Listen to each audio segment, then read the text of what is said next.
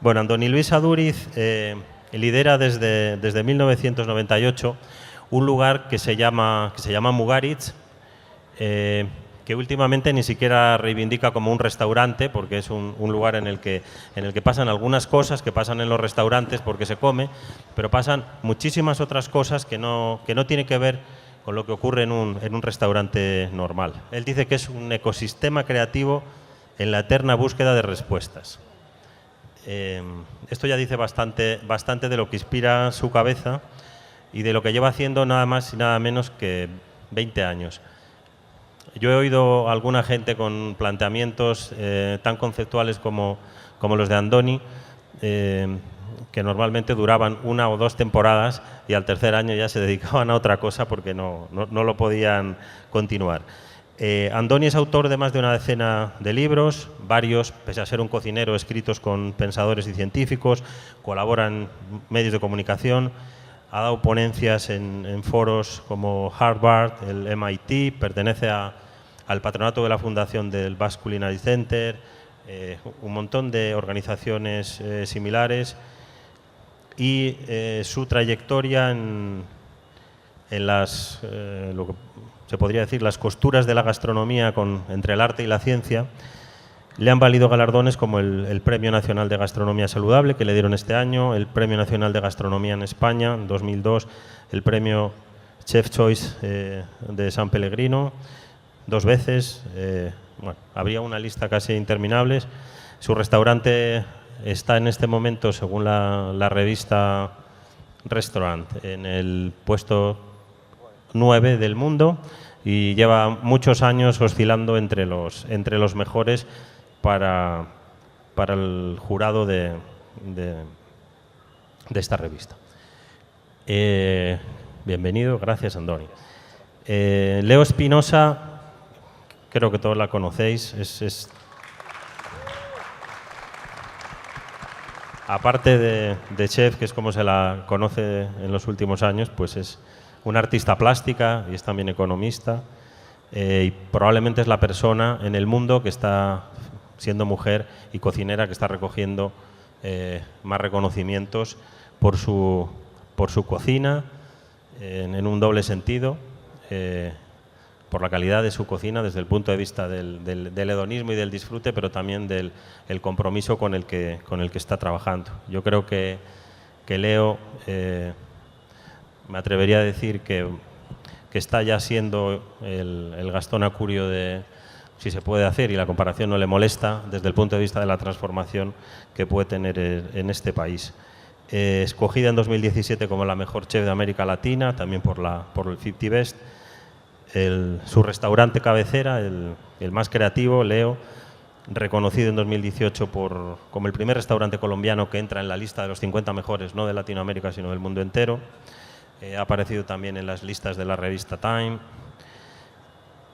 Y su proyecto, su fundación, Funleo, Gastronomía para el Desarrollo, también ha recibido un premio de reciente creación, pero de una gran relevancia, que es el premio de esta organización española, el Basque Culinary, por ayudar a las comunidades indígenas, afrocolombianas, y por toda esa búsqueda que hace en el acervo cultural y etnográfico de este país, por darlo a conocer y por abrirles vías precisamente para que puedan seguir viviendo, desarrollando su vida y sus productos sean conocidos y les permitan seguir sobreviviendo.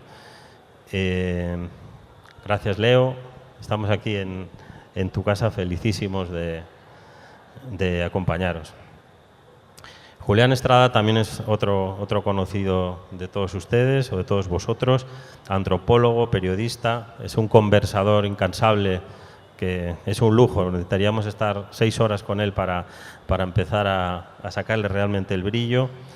Ha sido comentarista gastronómico en medios como El Mundo. Todos ustedes han leído las columnas de Doña Gula, en El Espectador, en El Tiempo, Credencial. Ha dirigido investigaciones de Colombia de Sal y Dulce sobre cocina popular colombiana. Ha sido invitado a investigar la cocina popular colombiana. Director académico del V Congreso de Cocinas Andinas. En 2017, por hacer un poco corto el viaje, que tenemos poco tiempo, publicó el libro Fogón Antioqueño, ya que estamos acá, que compila 5 ensayos sobre la gastronomía en esta región. Además de todo eso, tuvo tiempo de estudiar administración hotelera en Bruselas. Julián, muchísimas gracias y bienvenido.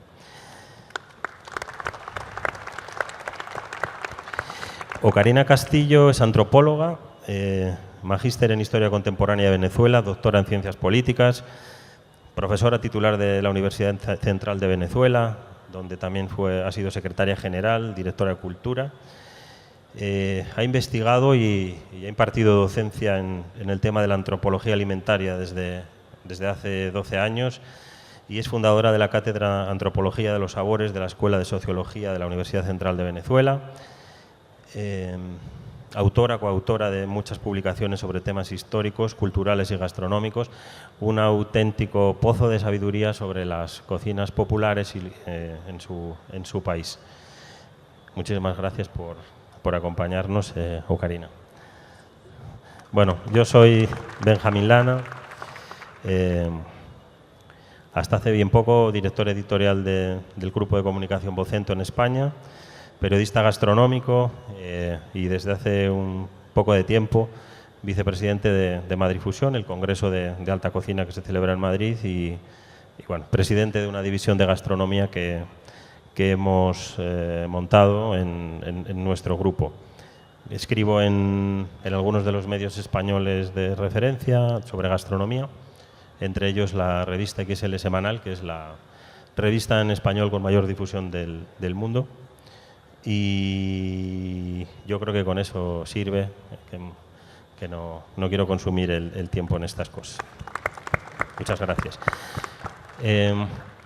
La verdad es que con un titular como ese, así tan periodístico, nos dejaba en campo abierto para atacarlo desde muchos ángulos, algunos de los cuales los vamos a ver, pero yo creo que no va a ser el foro para dar titulares que solivianten al mundo ni algo parecido, sino yo creo que tratar de dar un poco de reflexión, un poco de luz de fondo, ver si somos capaces de que los que estamos acá hoy nos vayamos todos a casa con ninguna certidumbre, pero con algunas otras preguntas.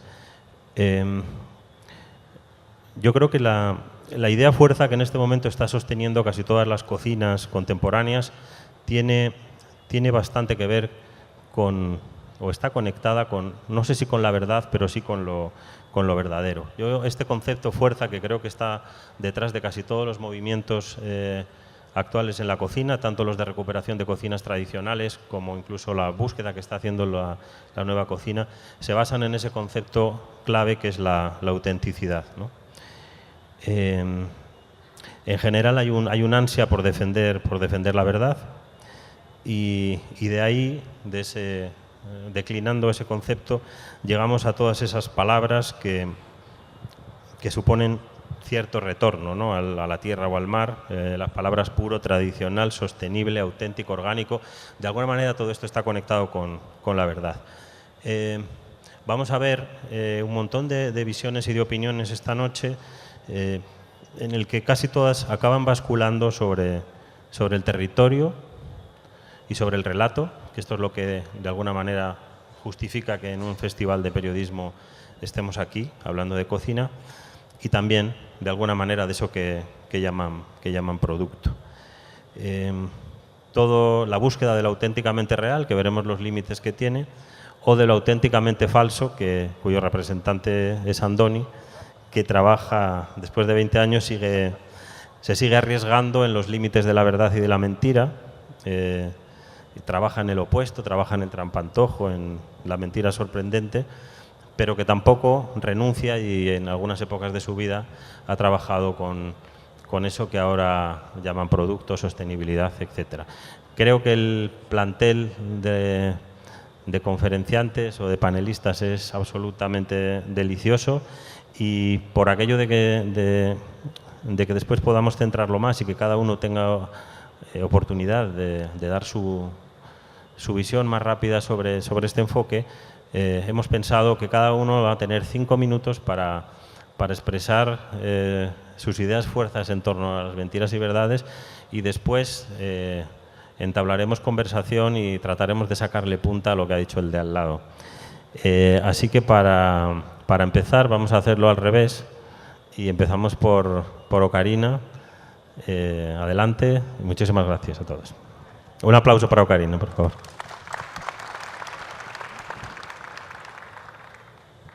Muy buenas noches. Yo soy venezolana, vivo en Caracas y estoy encantada de venir a Medellín, encantada de compartir con ustedes y realmente anonadada de estar acompañada de estos maravillosos exponentes de la gastronomía que están aquí en este foro. Así que para mí es un gran gusto y un gran compromiso estar esta noche con ustedes. Mi intervención va a ser fundamentalmente sobre aquellos que somos los consumidores de las narrativas. Es decir, cómo vemos los que consumimos las narrativas sobre la culinaria, esas narrativas. Porque finalmente esas narrativas tienen que ver con quiénes son los que narran, cómo lo hacen, a través de qué medios, de esa variedad maravillosa que hemos visto a lo largo de todo el día de hoy, de vías a través de las cuales se pueden hacer esas narrativas. ¿Desde qué punto de partida se hacen esas narrativas? Porque finalmente la narrativa de la culinaria es la mediación para llevarnos eso que es la construcción, eso que tiene que ver con el proceso alimentario, eso que tiene que ver con el proceso de construcción del gusto, del saber, del placer. Entonces, yo me voy a ubicar desde allí, es decir, desde una consumidora de esas narrativas. ¿Y qué cosas yo le pediría a esas narrativas? ¿Qué cosas esperaría yo de esas narrativas? Ahora, yo como consumidora, ¿desde dónde me ubico? Me ubico, en primer lugar, desde mi papel de latinoamericana. Y yo creo que eso es muy importante, porque en este momento, para nosotros es muy importante lo que está pasando en la cartografía gastronómica del mundo. Y es muy importante lo que está pasando en Latinoamérica dentro de esa cartografía. Entonces es muy importante cómo nosotros estamos insertándonos en ese proceso, desde dónde nuestras gastronomías latinoamericanas que están empezando a hablar, que están empezando a demostrar, a salir adelante con sus potencialidades, a tener una fuerza muy importante para poder en un diálogo muy especial con otros lugares y con otros patrimonios culinarios, mostrar lo que tenemos y sobre todo para que podamos en ese diálogo hacer muchas cosas juntas y tener muchas fusiones y tener muchos elementos a partir de los cuales construir cosas diferentes que tengan que ver además con unas posibilidades dentro de un planeta que tiene grandes amenazas en materia alimentaria. Entonces, ese es mi punto de partida. Yo lo estoy viendo desde mi posición, desde Latinoamérica, en un momento crucial, importante, que están viviendo las gastronomías latinoamericanas. Entonces, efectivamente, ¿qué espero yo de esas narrativas? En primer lugar, espero que a pesar de que esas narrativas me cuenten el espectáculo, esperaría que no se queden en el espectáculo. Porque gran parte de las narrativas culinarias tienen la tentación de quedarse en el espectáculo. Y quedarse en el espectáculo de la cocina es muy importante por el gran posicionamiento y el protagonismo que tiene en este momento la cocina en las redes, en los medios de comunicación, en los grandes canales, en las grandes cadenas, en todo lo que se está produciendo. Entonces, ¿qué esperaríamos? Que me narren el espectáculo, que me lo cuenten, pero que no se quede en el espectáculo. ¿Qué significa no quedarse en el espectáculo? Significa ir más allá del plato. Ir más allá del plato, ¿qué significa? Es ir más allá del ingrediente, es ir más allá del procedimiento, es ir más allá de la técnica y es ir al proceso alimentario. es lograr entender el proceso alimentario que permite que el producto vaya desde el lugar en donde se produce hasta la mesa, hasta ese momento final del emplatado y del compartir y de la comensalidad. Porque todo ese proceso es importante. Y todo ese proceso es importante cuando nosotros descubrimos y vemos la importancia que tienen nuestras despensas locales, nuestras despensas regionales, nuestras despensas en diferentes regiones de América Latina, cuando vemos el valor que tienen nuestros productos, cuando vemos el problema de la destrucción de nuestros recursos naturales, de los lugares en donde se produce gran parte de nuestras despensas originarias, cuando nosotros vemos la necesidad que tenemos de abordar desde un punto de vista sostenible, ecológico, de respeto de nuestra biodiversidad, la utilización de nuestros productos y de nuestros alimentos. Entonces, cuando queremos ir más allá del plato, es porque queremos que todo eso esté integrado en lo que esas narrativas tienen que decirnos. Que no se quede solamente en ponernos allí el paisaje servido solamente en la mesa, sino que nos hable de las dificultades, las potencialidades, los procesos, las búsquedas, las investigaciones, los retos, las dificultades que hay para hacer de nuestras despensas sostenibles, que en este mundo amenazado por problemas grandes de la producción de alimentos tengan posibilidades de enfrentar en los próximos años. ¿Qué quiere decir? Que no se quede solamente el espectáculo en el plato, que tampoco se quede en el restaurante. Porque el restaurante es tan solo un espacio de realización de ese proceso, es la mesa pública, de ese proceso y de ese sistema. Pero efectivamente hay otros espacios muy importantes que en las narrativas son absolutamente olvidados e ignorados, que van desde nuestros espacios domésticos hasta espacios tan importantes como aquellos que están en el fondo de todos los mecanismos y los procesos de comercialización de nuestros productos. Entonces, que nos cuenten esas narrativas también, los problemas, las dificultades, las desigualdades y los retos de lo que no vemos. Que vaya más allá también de los chefs. Porque muchas veces las narrativas solo se concentran en los chefs, en los cocineros muy famosos. Y eso es importante y lo queremos saber, y lo queremos conocer, y lo queremos descubrir. Pero queremos también unas narrativas en las que se hable de la cantidad de actores importantes del proceso que están en otros lugares de la cadena alimentaria y que son absolutamente importantes. Por ejemplo, de las mujeres que en los Andes latinoamericanos están produciendo papa y arrancando papa en diferentes lugares y están tratando de salvar las papas nativas que durante años hemos perdido.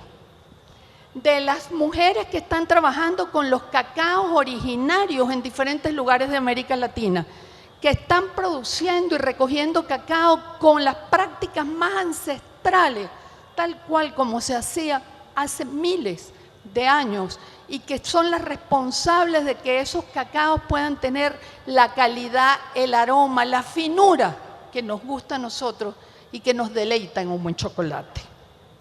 ¿Qué queremos?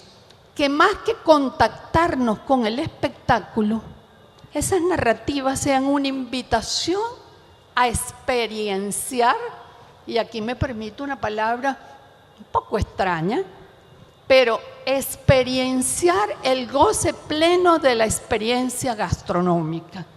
El goce pleno de la experiencia gastronómica, que es una experiencia total, donde están los 5 sentidos, donde está el asombro, donde está la capacidad de anticipación, donde está la motivación, y me permito citar a Andoni, donde está lo que Andoni en uno de sus escritos llama el sexto sabor, que es la memoria, es la historia, es la capacidad de establecer el link entre lo que me como en el Mugaritz y lo que eso me habla y me dice de un proceso que está allí y que permite que mi experiencia sea plena que mi experiencia sea completa, que mi experiencia sea integral. Y finalmente, yo cerraría diciendo que de esas narrativas quiero que me permitan poetizar la cocina. Que la cocina pueda ser, con sus sabores, con sus potencialidades, con todo lo que tiene de posibilidad de encuentro, que pueda ser una realidad poetizable, que me transmita valores, que me transmita significado, que me transmita sentimiento y que me transmita nuevas memorias. Muchas gracias. Gracias, Ocarina. Julián. No, la verdad que he quedado encantado con la intervención de Ocarina. Mi aporte va por otra línea. Yo quiero dejar ante ustedes unas inquietudes que desde hace rato me vienen gravitando en la cabeza, y la más importante es, con base a esto de mentiras y verdades en las historias de la culinaria, es acerca del comensal moderno. ¿Por qué quiero hablar del comensal moderno? Porque asumo, considero, estoy constatando desde hace ya más o menos 2 lustros que se ha venido dando un gran cambio en eso que tradicionalmente se ha denominado comensal. ¿Y es por qué? Porque de la alimentación se hablaba y se ha hablado en miles de formas, con miles de orientaciones, y tal vez es el genérico mayor, alimentación, pero de cocina y de gastronomía, o de culinaria y gastronomía, ya se comienzan a hacer especializaciones. Y a la cocina, que es la que más me interesa a mí, a ese mundo culinario, que cocina no es lo mismo que gastronomía, son primas hermanas, pero no son lo mismo. No es el punto ahora de entrar en esa depuración, pero a la cocina le han surgido vasos comunicantes también en los últimos 20 años, y esos vasos comunicantes son ni más ni menos disciplinas científicas, comillas, como la nutrición, la dietética y la ingeniería de alimentos. Y es a partir de la nutrición, de la dietética y de la ingeniería de alimentos que ha surgido ese nuevo comensal. Adiós al sibaritismo, adiós a la buena mesa. Ya el hombre de hoy, el comensal contemporáneo, que se ubica más o menos en unos rangos generacionales y que se ubica más o menos también geográficamente en los grandes centros urbanos y en estratos sociales medios y altos. No es un problema de campesinado, no es un problema de la ruralidad, es un problema del mundo contemporáneo, y que las redes contribuyen mucho a que se haya consolidado ese comensal moderno. Y ese comensal moderno, para mí, y aquí entra la polémica, se caracteriza por ser fundamentalmente hipocondríaco y narcisista.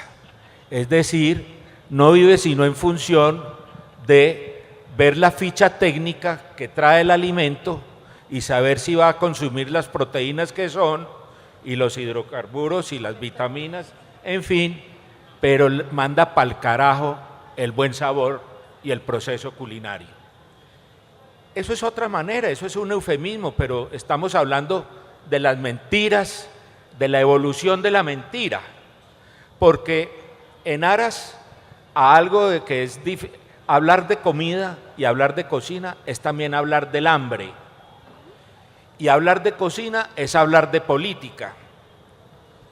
Y entonces, en este segmento de clase, en estos centros urbanos, y ante el surgimiento y la consolidación de la nutrición, de la dietética y de la ingeniería de alimentos, la industria de la alimentación y la comercialización de alimentos se han convertido en un verdadero cuestionamiento de si las cosas que estamos comprando son lo que son y si ese marketing de la alimentación nos está entregando una alimentación, comillas, la verdadera. En el dilema del omnívoro, Michael Pollan, el gran productor de ese cuarteto de documentales que se ve en Netflix, Chef Table, ¿sí? La carne, perdón, el fuego, el aire, el agua, y me queda faltando y la tierra. Michael Pollan, en el dilema del omnívoro, hace una sola, no voy a dar estadísticas, pero hace una cifra, hace una reflexión y da una cifra, un porcentaje que es realmente espeluznante. Él afirma que el 98% de los productos que hoy se venden en la media de los supermercados norteamericanos son completamente apoyados o no tienen la sustentación que la ficha técnica dice tener. Julián, el 98%. Te añado un detalle también de Michael Pollan. Él se refiere y distingue lo que él llama comida de lo que llama alimento. Voilà. ¿No? Entonces dice, todo eso puede ser comida, pero no es alimento, ¿no? Bueno, y entonces, para cerrar y dar continuidad, esa línea que vengo comentando del comensal moderno y que el marketing y de todo lo que la nutrición, la dietética, la ingeniería de alimentos ha venido consolidando en ese comensal moderno, para cerrar con broche de oro, quiero traer a cuento los dos adjetivos que más me llaman a mí la atención hoy por hoy, también en este mundo de la comensalía contemporánea: light y gourmet. Y bio. Dos mentiras absolutamente permanentes y que hacen delicias, ¿sí?, del marketing y en las redes. Para finalizar, no les digo sino que las empresas productoras de cuidados de animales, de perros y de gatos, ya tienen Dog Gourmet. Pues bueno, ahí vamos. Yo creo que les dejo para que vamos conversando. Sí. Bueno, ya vemos el peso que tiene. Muchísimas gracias, Julián. El peso que tiene la palabra en la propia construcción del concepto de alimento, ¿no? Cómo al final se modifica aquello que vamos a comer dependiendo de cómo lo llamamos, hasta el punto de conseguir confundirnos. Bueno, no sé si es casualidad que al final la palabra y la comida compartan un espacio casi único que es la boca, ¿no? Hay una conexión absolutamente atávica. Leo. Buenas noches. A mí sí me Gracias. queda muy jodida esas dos posiciones después de ser como cocinera, ¿no? Porque Vamos a darnos con las ollas, sí, vamos a darnos. con el caldero. Porque Con el caldero. con el caldero. Entiendo, y no he preparado nada ni he tenido una posición frente al tema porque resulta muy amplio, incluso mucho más desde la posición de cocinera, desde la banalidad, desde las narrativas nuevas que se han construido, de cómo ha cambiado la cocina que hoy en día es un término tan confuso, se confunde con dieta, se confunde con gastronomía, se confunde con muchas tendencias modernas. No se habla de cocina moderna si no se incluye la técnica, si no se incluye un concepto en el cual se ha sustentado por mucha retórica, que incluso muchas veces son retóricas donde la ficción supera la realidad. Pues no es extraño que eso pase en un país como Colombia, donde siempre hemos vivido de esa manera. Pero,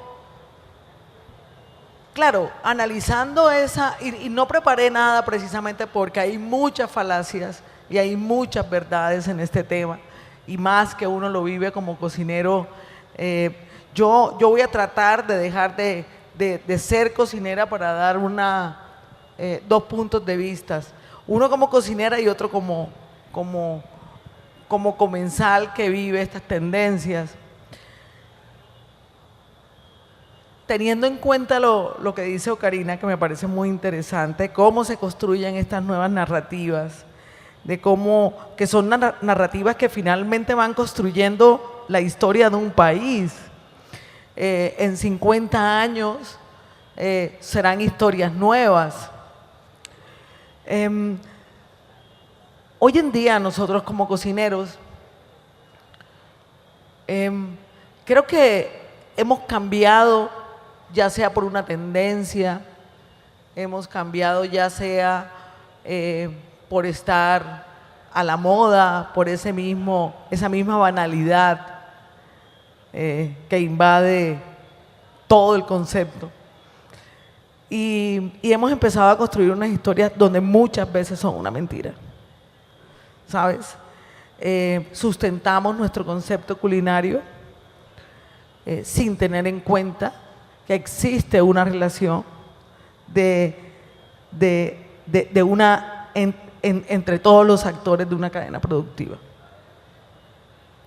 Decir, por ejemplo, contar una historia de un alimento, de un ingrediente, sin vivirlo, ya es una gran mentira. Y yo quiero hacer referencia a esto, ya es una posición más de lo que pasa, por ejemplo, vamos a casos más puntuales, con la cocina colombiana y lo que se denomina nueva cocina colombiana. Son muy pocos los cocineros que han tomado este liderazgo de una nueva cocina colombiana sin vivir el territorio y la relación del alimento en el territorio, sin tener en cuenta la relación que esto implica a través de una historia, de una memoria histórica, la vida del hombre en el territorio, la vida, lo que le produce la tierra, los factores socioeconómicos que lo han influenciado y que han cambiado y que han generado otras cocinas como las cocinas de la necesidad.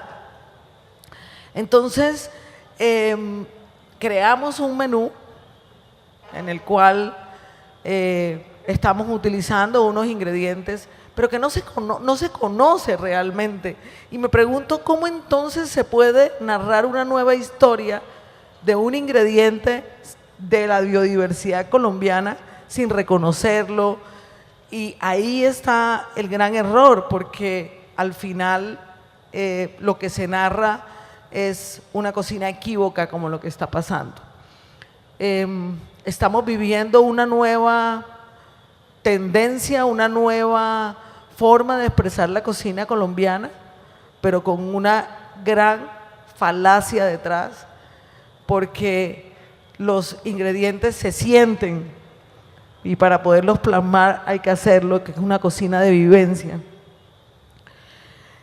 Desde el punto de vista como una persona que ama salir a restaurantes y ama la buena mesa, ama la investigación y ha recorrido el territorio colombiano en su gran parte, digamos que en un 70%.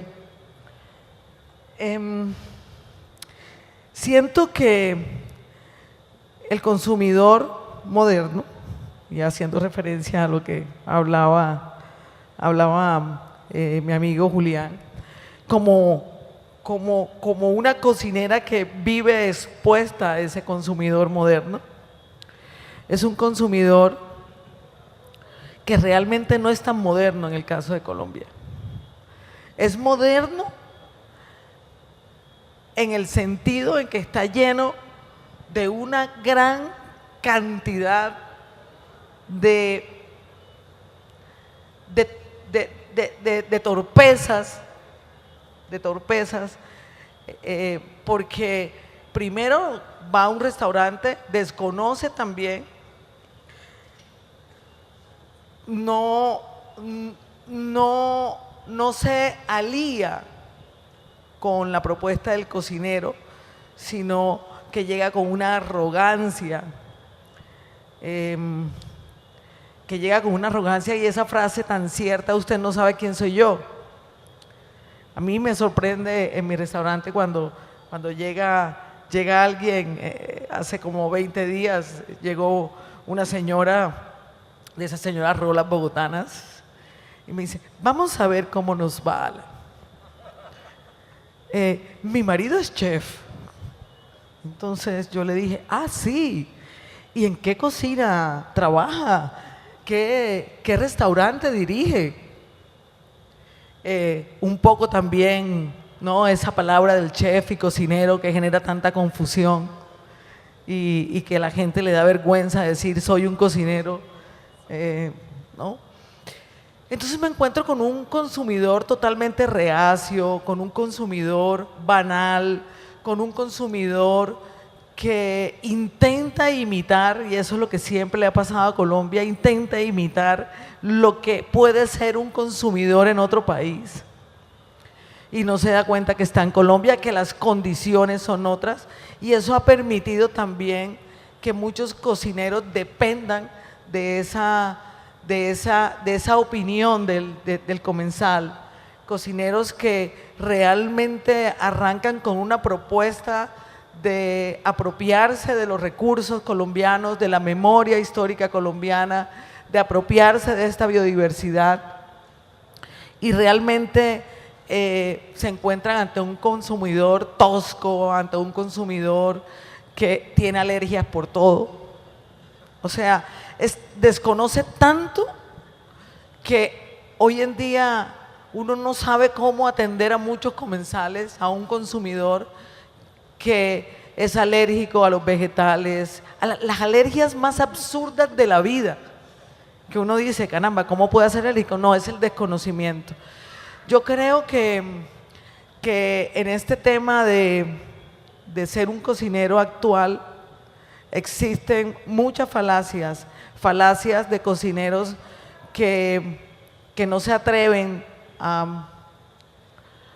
o no nos atrevemos realmente a construir una identidad, a construir una propuesta basada en ese conocimiento del significado real de una cadena alimentaria, sumado también a ese temor que le provoca al consumidor, y es que no acepte su propuesta.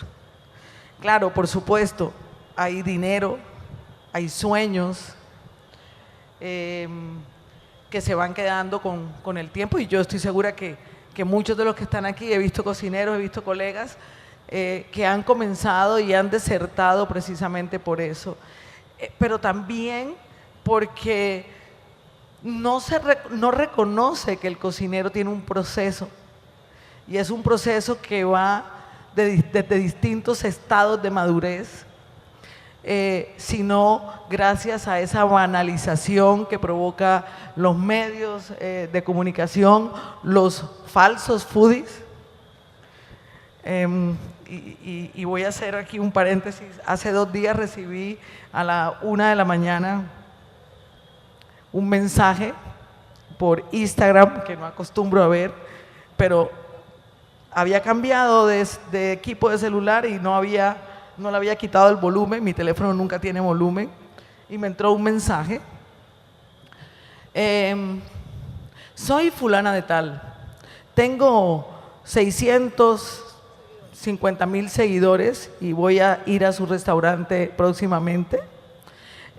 Quisiera que usted me invitara, voy con mi esposo. Yo podría hablar sobre su restaurante y decir que la comida me gustó, y yo tengo un poder de persuasión en el mundo. Ahora, si usted no me invita, yo de todas maneras no voy a hablar bien de su restaurante. Cosa que me sorprendió. Me levanté muy temprano no alcancé a ver el perfil. Y claro, me puse a pensar cuando la vi, yo dije, esta señora tiene tantos seguidores porque parece una actriz porno, ¿no? El físico de la señora era de una actriz porno, de una mujer,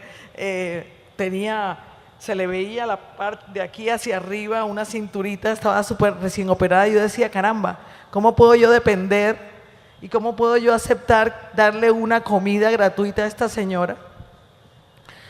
No, o sea, tuve el coraje de decirle, si usted quiere venir a mi restaurante, paga, y si quiere hablar bien, lo hace, y si no, me da igual, sus 600 y pico seguidores. Ese temor que tiene el cocinero actual, de depender de los falsos foodies, de depender de una falsa comunicación, de no apropiarse, ha generado una gran banalidad, y de seguir a estos cocineros que se han estereotipado con estos programas que hay sobre cocina, que han estereotipado a un cocinero cruel, un cocinero sin sentimientos. Muchas gracias, Leo. Precisamente esa relación de la gastronomía recientemente, o de la alta cocina, con el espectáculo y la conversión en algo que, si se sigue un poco el paralelismo histórico, se parece bastante a lo que ocurría en el cine en los años 20, esto del cocinero estrella, y también de la propia banalización, de la irrupción de lo audiovisual, precisamente de la reducción en los propios análisis y en las críticas de las palabras a cambio de los planteamientos básicos, ha acabado generando digamos, sus primeros daños colaterales de todo esto de la cocina espectáculo, es el que cuenta Leo. Esta misma semana en España han ocurrido 2 o 3 casos también. Algunos cocineros optan por callarse, otros optan por acceder. Se ha convertido en esto del prescriptor anónimo que quiere comer gratis, perdón, no anónimo porque al final sí es conocido en sus redes sociales, pero me refiero sin trayectoria, con ese planteamiento de yo vengo a comer gratis. Si hay alguien en el mundo de la cocina que no peca de frivolidad, precisamente, es Andoni, y su trabajo así lo atesora. Es simpático, pero no es frívolo, ¿eh? Andoni, gracias. ¿Hasta hace cuánto tienes Instagram? ¿De cuánto para Hace un año. Bueno, a veces atendemos el hecho gastronómico con bastante simpleza, como si fuera algo realmente simple. Y si yo atendiera eso, dividiría el mundo todo el rato entre 2 corrientes, ¿no? Yo podría decir, oye, voy a hacer un paralelismo, ¿no? La complejidad de la gastronomía y la alimentación la voy a llevar a todos los ámbitos, ¿no? Y puedo decir, oye, el mundo se divide entre 2 tipos de personas, entre los que tienen sueños y entre los que se dedican a joder los sueños de los demás. Por ejemplo, podría decir, el mundo se divide entre gente que sabe contar historias y gente que no sabe contar historias. Normalmente los que saben contar historias tienen bastante más éxito. Es decir, ¿y esto es verdad? Bueno, es una parte de la verdad. Es una parte de la verdad. El que mejor historias cuenta se lleva a la rubia del bar, ya te lo digo. Esto es verdad. Pero lo cierto es que todo está mucho más entreverado y mucho más lleno de complejidad, ¿no? Y por eso, entre esos intersticios es cuando aparecen las verdades y las mentiras. A veces nos olvidamos que la gastronomía, digamos la alimentación, siempre ha sido un reflejo de la sociedad. Y simplificándolo mucho, yo podría decir, es que los griegos eran muy austeros, al menos en una primera etapa histórica, y entonces su cocina era realmente austera. Sí, esto es verdad. Es que en el siglo II Roma era absolutamente decadente y los libros que nos han llegado son de banquetes absolutamente decadentes. Bueno, esto es una parte de la verdad. Podríamos decir, oye, el tenedor aparece en Europa en el Renacimiento, en ese momento de esplendor, donde aparecen nuevas artes, nuevas sensibilidades. Podríamos decir, oye, en el siglo XVIII, en ese ejercicio de cambio también en Europa, yo tengo que hablar de Europa, la cocina también, con un aumento de la burguesía, se vuelve mucho más mucho más, se democratizan cosas que antes eran inaccesibles, como es el mundo de las especias. Te podría decir que estaba en esa época Europa absolutamente obsesionada con la modernidad y con el progreso. Te podría decir que en mayo del 68 hay una revolución de las ideas y que coincide que en esa época aparece el movimiento de la Nouvelle Cuisine. Yo no creo que es gratuito, pero es que en realidad todo es mucho más complejo, porque es que no hay solo una verdad, es que no hay una sociedad asociada a una manera de comer. Las sociedades rurales comen, lógicamente, algo más rural, vamos a decir así, ¿no? Más cercano a la tierra. Las urbanas, mucho más urbano, quizá mucho más ecléptico. Vivimos en un momento donde tú puedes comer identidad por la mañana y resulta que japonés de tu identidad por la mañana y japonés por la noche. Todo es mucho más complejo. Y este es el momento que nos toca vivir. Un momento convulso, lleno de información, muy cacofónico, con muchas contrariedades, con opiniones enfrentadas, encontradas, y esto es con lo que tenemos que vadear, ¿no? Entonces, quizá la primera falsedad es entender que esto es sencillo y que podemos tomar posición de forma muy rápida, ¿no?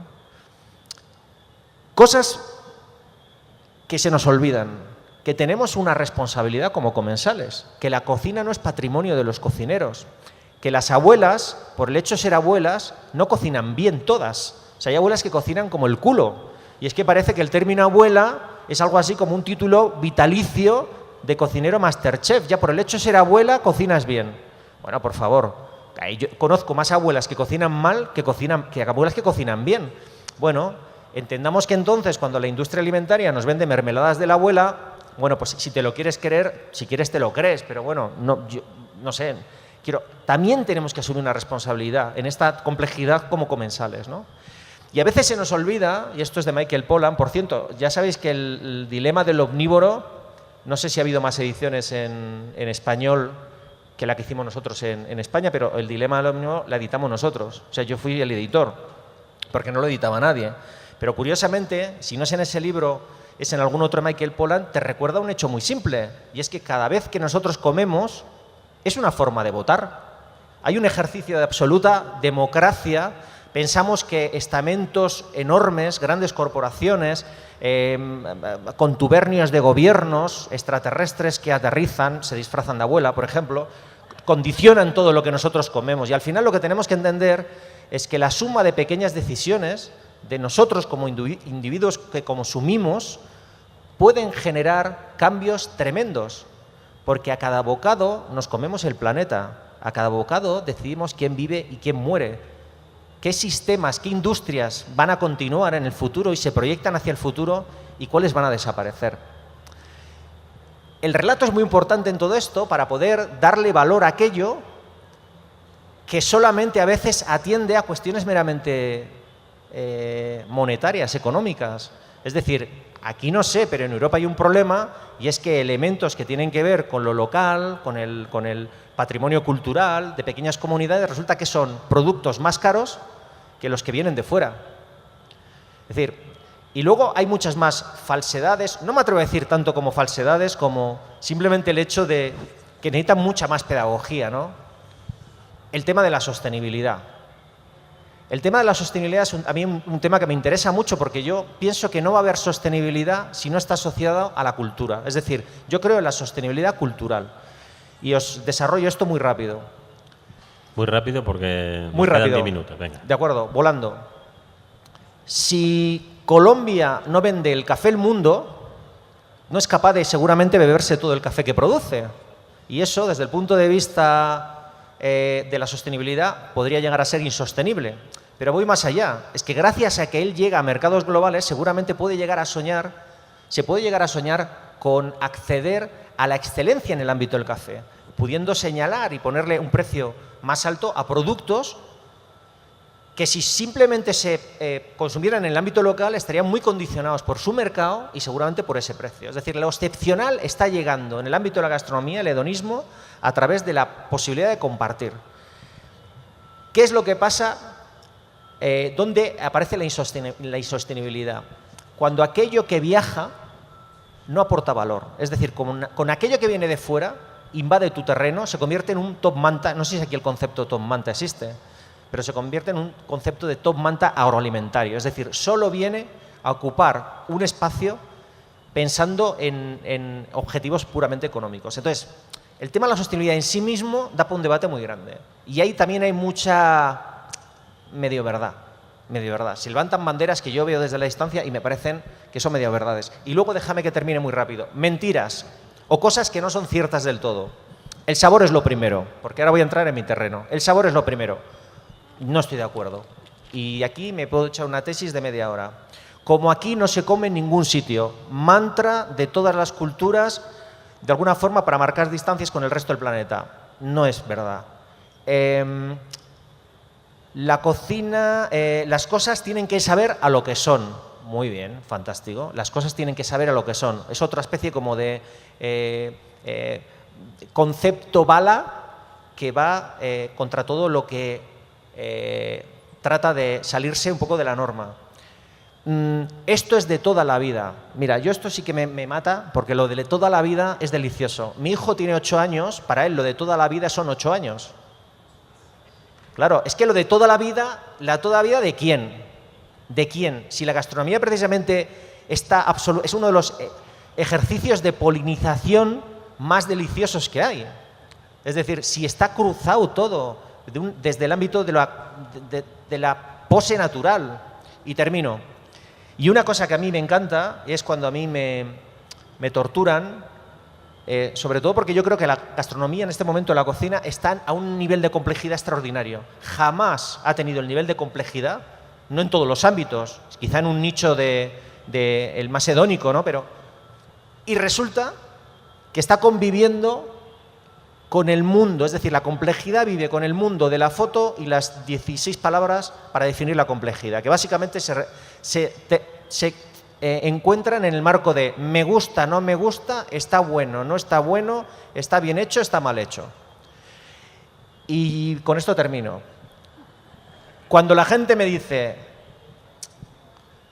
Andoni, en relación al relato, yo digo, mira, Mugaritz es un restaurante que si lo vacías de relatos, solo queda la materia. Y a mí no me interesa solo la materia, a mí me interesa el relato. Y entonces aparece un señor con su autoridad de catedrático gastronómico, porque ha comido en 8.000 restaurantes, que él tampoco se ha preguntado si yo he comido en 9.000, pero bueno, él ha comido en 8.000, y me dice, la cocina se explica por sí sola, no hace falta que tú la cuentes, ¿no?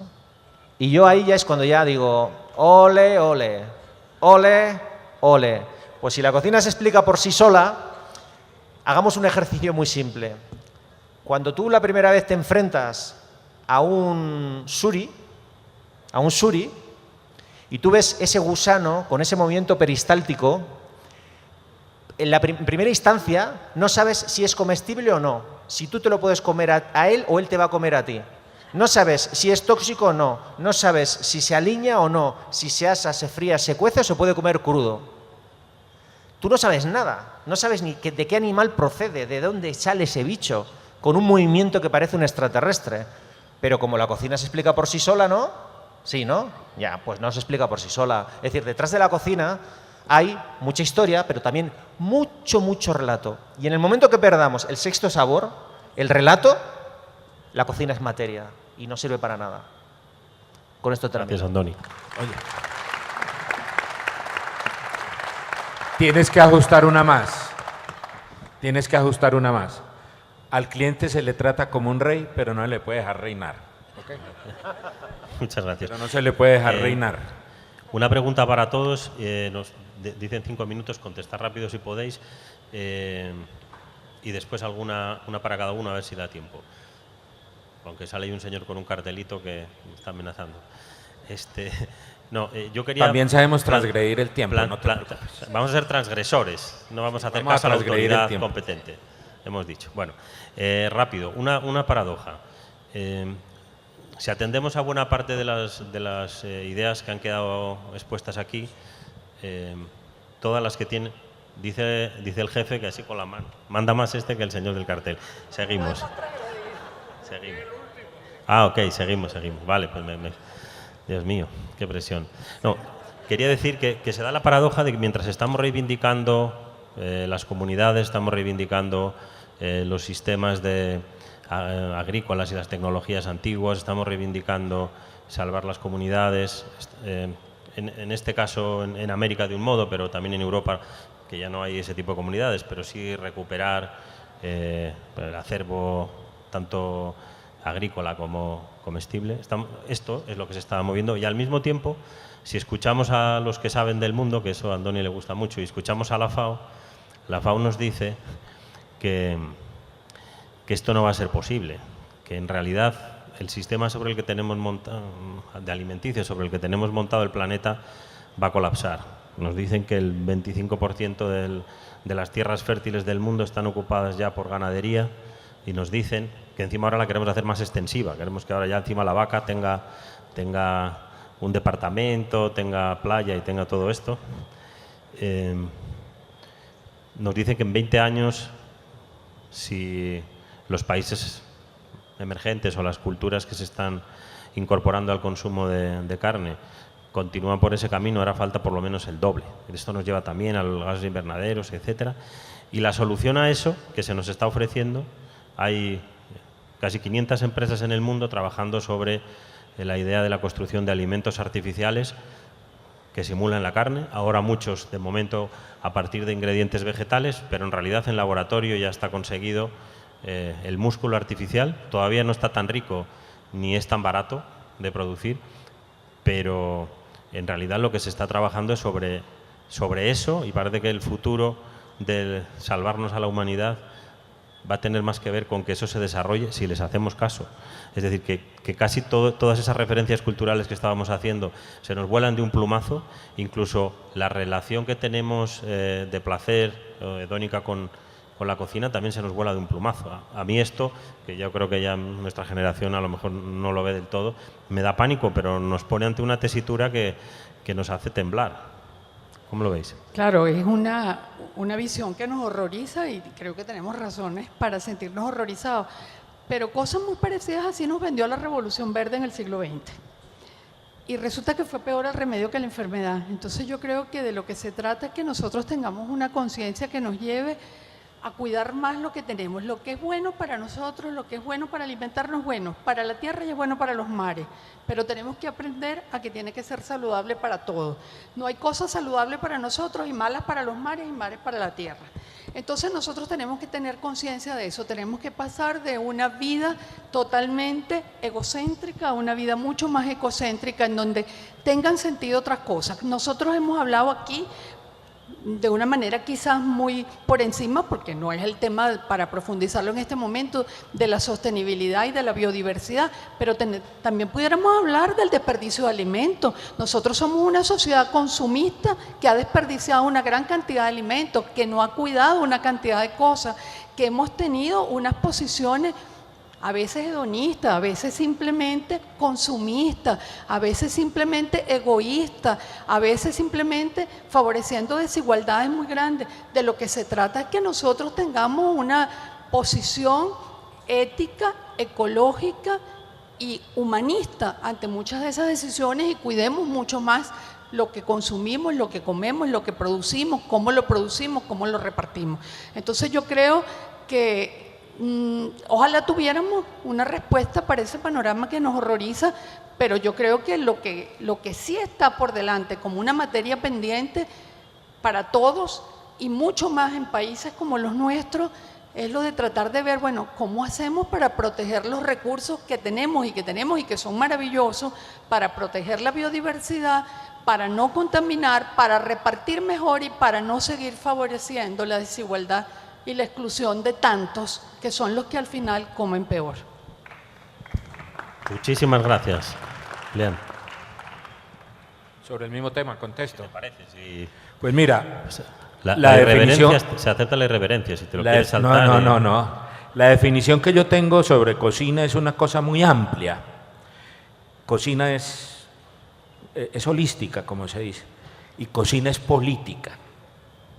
Cocina es política, entonces sin eufemismos tenemos que hablar de qué es lo que históricamente ha venido y qué es lo que ha venido desarrollándose como sistemas de economía mundial. Y en qué economía mundial estamos hoy por hoy. ¿Y a dónde apunta eso? ¿Por qué estoy haciendo esa mención? Porque yo creo que estamos en un mundo equivocado en términos de considerar que esta economía de libre mercado es la que nos va a resolver el asunto. Es nuestra posición, lo digo y mañana voy a volver a repetir, yo soy anarcopacifista, no narco, sino anarcopacifista. Y lo pongo claro porque no estoy de acuerdo con ninguno de los sistemas económicos que vienen funcionando históricamente, de la historia que he aprendido, y veo que el hombre es una equivocación, en el presente es una equivocación. Y tenemos soluciones, pero políticamente no interesan esas soluciones. Para mí, el problema no es de seguridad alimentaria, el problema es de soberanía alimentaria. Y eso es una posición política, porque son dos cosas completamente diferentes. Y permeo y admiro la seguridad alimentaria y la inclusión y la necesidad de que los desarrollos científicos y la ciencia trabaje en pro y en aras a disminuir el hambre.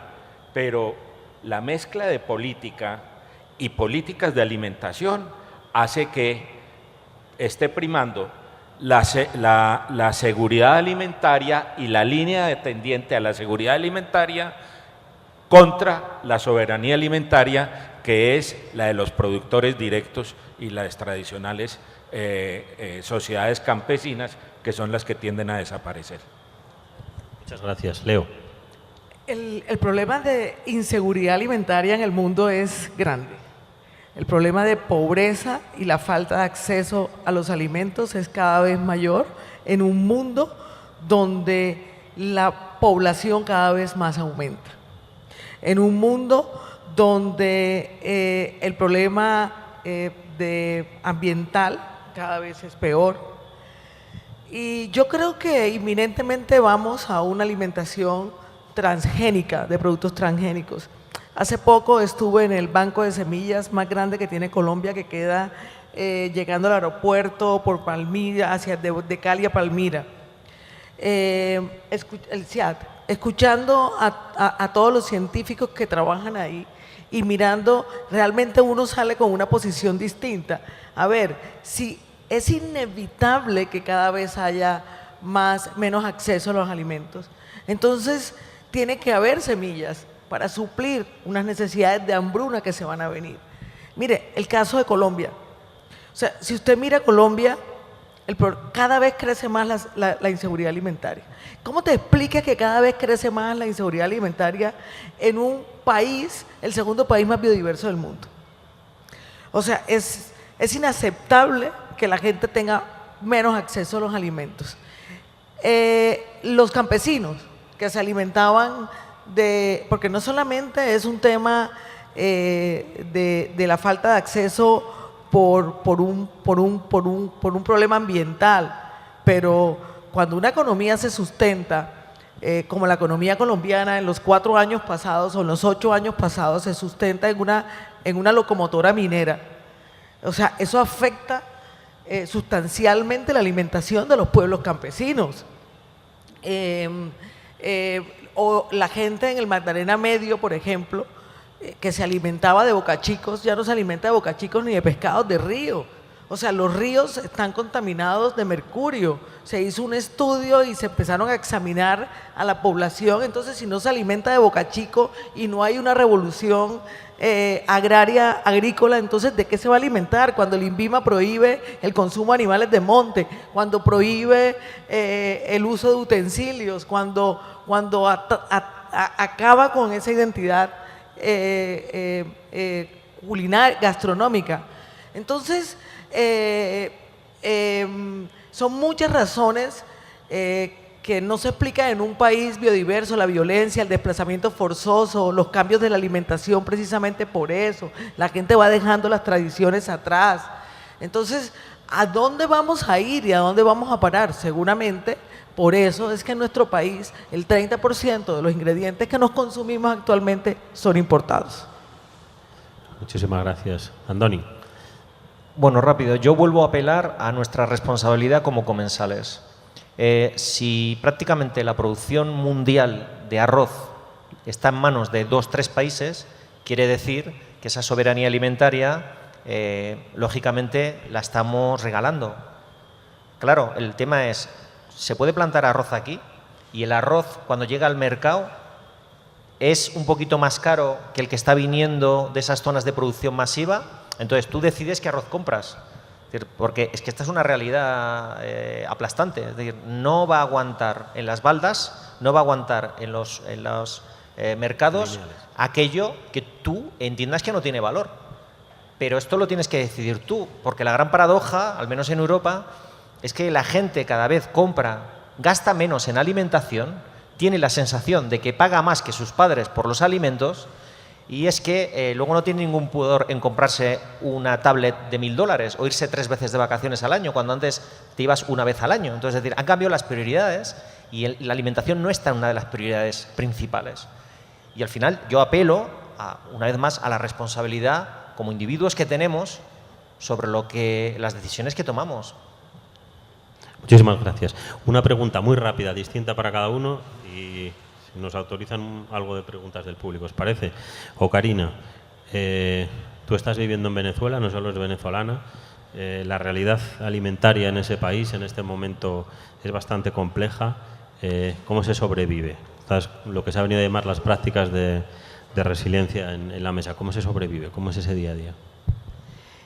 Ciertamente, si tuviera yo que escoger una frase para definir y calificar lo que estamos viviendo nosotros en Venezuela ahorita, no dudaría en decir que estamos viviendo bajo un estado de violencia alimentaria. Y cuando estoy hablando de violencia alimentaria, es una violencia alimentaria ejercida por el autoritarismo que no tiene límites, que transversaliza toda la sociedad, porque el estado de violencia alimentaria nos alcanza a todos, de manera distinta, en unos casos más graves, en otros menos, pero a toda la sociedad venezolana está absolutamente afectada por esa violencia alimentaria. Violencia alimentaria no es solamente escasez, violencia alimentaria no es solamente no conseguir lo que se quiere en el lugar donde se quiere. Violencia alimentaria no es solamente que haya el privilegio de que algunos alimentos están absolutamente controlados por el autoritarismo y solamente llegan a quien ellos quieren que llegue. Violencia alimentaria no es solamente que tenemos un aparato productivo absolutamente destruido y que está dependiendo totalmente de las importaciones. Violencia alimentaria no es solamente que uno no puede preparar lo que uno quiere, sino lo que hay, lo que se consigue, que lo tiene que encubrir, que lo tiene que de alguna manera maquillar. Violencia alimentaria también es la violencia simbólica, es la violencia que nos quita el sexto sentido, es la violencia que nos quita la memoria, la tradición, el gusto, la preferencia, la capacidad de la comensalidad de los platos y de la comida familiar y de la comida como espacio de la comunicación y de la creación de vínculos sociales. Entonces, ese es el estado en que estamos viviendo los venezolanos. Y ante eso solo hay una respuesta, la resistencia en la mesa. La mesa es un espacio de resistencia, la mesa es un espacio de resiliencia. Si no hay harina de trigo, hay casabe. Si no hay harina de maíz, hay arepas de auyama. Si no hay arepas de auyama, hay arepas de apio. Y si no hay de apio, pues habrá de papa. Pero tenemos que resistir, tenemos que no perder el gusto, el sabor y seguir comiendo. Gracias. Muchas gracias. Ocarina. Julián, suena el teléfono. Es el presidente Duque. Quiere consejo. ¿Qué 3 consejos le darías que tenga muy ocupado. Yo con el señor no hablo.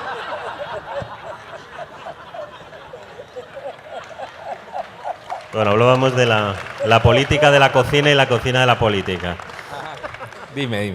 Estabas de paseo y te dejaste el teléfono en casa, ¿no? Como haces habitualmente. Bueno, pero No, finalmente le llega voy a a ti. decir que yo los miércoles no hago nada y también descanso.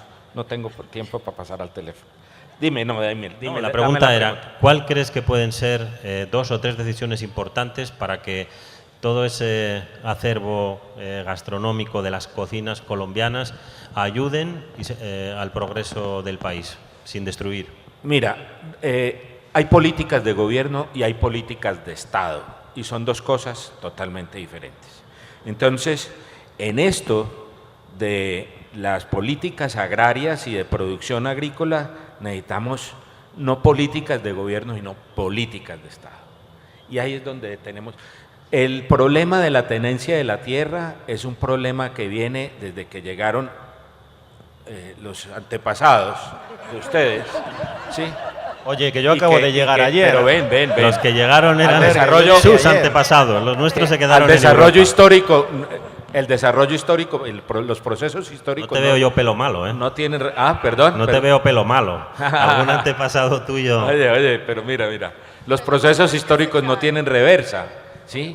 Y hay que saber entender lo que ha pasado. Pero el problema de la tierra acá tiene 500 años, Y en los últimos años, en los últimos 200, después de que supuestamente nos hemos creído independientes, eso sigue vigente. Hasta liderado por los hombres de mayor alcurnia y capacidad económica, como don Hernán Echavarría Olózoga, que era un hacendista público, un gran ministro de Hacienda, y un gran investigador de la economía colombiana, y decía, el problema acá está él mismo decía, en la tenencia de la tierra. Yo no estoy descubriendo nada. Hasta que esto no se vuelva una política de Estado y sepamos después de lo que hemos firmado, que está lleno de incongruencias y de problemas, de que hay que resolver, el primer problema es el de la tierra, ¿sí? Ese sería el consejo que yo le daría, ese es el que hay que resolver. Muchísimas gracias. De eso que Ya. saben bastante la gente de Antioquia, ¿no? ¿Cómo? Toda la colonización de tierras. Sí, pero es que eso... Hacia- No, yo no me voy a defender en eso, mira, es que si uno conoce la historia de Antioquia, Antioquia nunca tuvo agricultura, solo tuvo agricultura cuando los indígenas estaban acá, que estaba la agricultura del maíz y del frijol. De resto, cuando ya nos descubren el oro, nos volvemos mineros, y por mineros nos volvemos arrieros, y por arrieros nos volvemos comerciantes, y por comerciantes nos volvemos traquetos, y por traquetos estamos donde estamos. Gracias. Ese es el resultado. Bueno, ya que estamos entrando se está calentando esto, estamos entrando en Honduras. No, eso es con toda la... No, es interesantísimo. Leo, te han puesto el listón alto. Verdades y mentiras de la mujer en la cocina, como chef. No, me la pusiste difícil. Tú te la sabes. No tienes más datos. Bueno, mira, nosotros a través de la historia creo que se conoce el papel de la mujer en la cocina, y hablo de otras plataformas. Me imagino a la que te refieres, no a la plataforma del hogar, sino a la plataforma En los restaurantes. de me los refiero. restaurantes, exactamente, donde la mujer realmente ha tenido poco espacio, donde la mujer ha sufrido acoso, no solamente en la cocina, sino en todas las actividades económicas y en otras plataformas. Que sí existe, que sí es verdad, que existe un machismo, es cierto. Yo he estado, por ejemplo, a veces voy a instituciones educativas y estoy acompañada de colegas y todos ellos son chef y yo soy doña Leonor. Sí, que es cierto que hay rosca culinaria liderada por hombres, y lo pueden ver en los eventos en el mundo. La mayoría de los invitados son hombres y no mujeres cocineras. Que es cierto que lo que se dice, que la poca participación de la mujer es por culpa del hombre o del varón. Creo que hay un poco de falsedad. La poca participación nosotros somos culpables, nosotras las mujeres, porque somos machistas. Yo conocí, hace poco fue a mi restaurante una mujer que fue su chef de roadshow en el restaurante de Las Vegas. Y yo le decía, ¿cómo llegaste allá? Y me dijo, cuando yo salí de la escuela era una excelente alumna. Y le dije al director de la escuela que yo quería ir a trabajar al restaurante de Robuchon. Y él fue y habló con Robuchon y le dijo, se atiene a las consecuencias. Ella sabe a lo que se va a tener. Mira, soportó 5 años, maltratos, la ponían a hacer las peores cosas y llegó a ser la subchef de él. Y me dijo, me vengué de cada uno de los que quedaban. Luego después fue subchef de su restaurante. Yo creo que también ahí la mujer, a mí por ejemplo, personalmente, me tiene sin cuidado el tema del machismo en la cocina. Me tiene sin cuidado, no tengo problemas, vivo cosas, pero a mí nada me detiene. Yo tengo fe en lo que yo hago y en lo que yo quiero.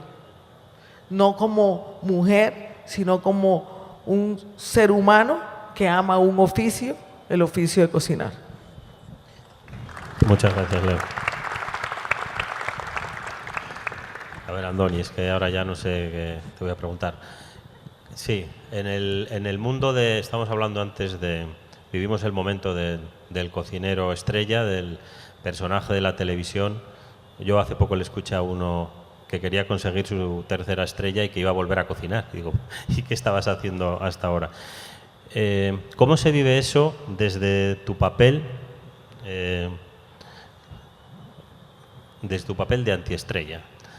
Tú eres el cocinero antiestrella que has defendido y sigues defendiendo durante 20 años un posicionamiento que tiene poco que ver con esto. O sea, digamos de alguna manera Andoni es el antihéroe de los cocineros, que todos le quieren como amigo, pero luego a la hora de la verdad es imprescindible que esté ahí en las listas, en la parte de arriba de las listas, pero nunca le van a dejar ser el número 1 porque él ha tomado algunas decisiones en su vida que le han marcado su camino. Bueno, mira, yo siempre pensé que uno en la vida debe ser agradecido y debe saber qué momento le toca vivir, ¿no? En qué momento nos toca vivir. Yo tengo mucho menos talento que mis padres y he llegado a hacer cosas que mis padres ni se podrían llegar a imaginar. Y es simplemente porque no es una cuestión de tener suerte, es que es una cuestión de que hay otra gente que tiene muy mala suerte. O sea, no es solamente talento. Entonces uno tiene que saber ponerse en el momento que le toca vivir, ¿no? En qué momento le toca vivir y bajo qué condiciones. Entonces yo soy una persona en ese sentido muy agradecida. Yo he tenido mucha fortuna. ¿Qué sucede? Cada vez que nosotros hemos tenido un reconocimiento lo he visto como una oportunidad, como un crédito de confianza. Y siempre he pensado que a mayor visibilidad, más responsabilidad. Tú tienes que ser voz de aquellos que no tienen voz. Yo me lo he tomado así. Y a título personal, siempre pensé, sobre todo por la parte de visibilidad que me toca, de proyectarla hacia terceros, que el éxito no es un modelo que viene de fuera, porque al final acabas viviendo la vida que quieren tus padres, que quieren tus vecinos, que quiere tu pareja, que quieren tus amigos. No, la vida tienes que vivir la vida que tú quieres tú. Y este es para mí el éxito. El éxito no está en conseguir muchas estrellas. El éxito está en igualar tus sueños a la realidad con la que tú convives, ¿no? Entonces, yo claro que quiero todos los premios del mundo. Yo quiero ser el número 1 del mundo, quiero ser muy guapo, quiero ser alto, quiero ser eternamente joven. Ahora, la pregunta es, ¿a qué precio? Es decir, si el precio a mí no me compensa, pues desde luego yo lo que no voy a perder es mi forma de ser y mi forma de querer estar en el mundo. Es decir, yo no quiero ser ni el número 1 ni tener 3 estrellas si voy a dejar de ser yo. Y eso siempre lo he tenido muy claro. Y creo que además hay que proyectarlo para que la gente no se equivoque de vida y acaben viviendo la que les toca, la suya, ¿no? La que uno quiere vivir, dentro de lo que uno puede llegar a vivir. Que tampoco se piense la gente que yo vivo aquí, no sé, la vida loca, ¿no? Pero bueno, no sé, estar conforme. Mira, lo peor que hay en la vida, lo peor, con esto termino, creo que esto no debemos olvidarnos nunca, es que yo creo que lo peor que te puede pasar es levantarte un día, mirarte en el espejo y decir, no soy mi tipo, ¿sabes? Muchas gracias, Andoni. Ahora que hay tanta afición a las series, lo normal sería que está finalizando el capítulo, por aquí abajo pone si quieres saltar al siguiente capítulo en 12 segundos. En este caso tendréis que esperar a mañana, pero parte de los ponentes que están aquí, Leo, Julián Estrada, Felipe Macía, Jaime Forero, mañana en otro nuevo capítulo de Obsesiones de Gabo, titulado Los frutos de esta tierra, el poder alimentario de Colombia. Creo que será una magnífica continuación a partir de lo que hemos visto hoy, que ya hemos ido calentando el ambiente, y mañana, que no pierdan mucho el tiempo en zarandajas y en introducciones, van a ir directamente al grano, nunca mejor dicho. Muchas gracias a los valientes que habéis aguantado hasta esta hora.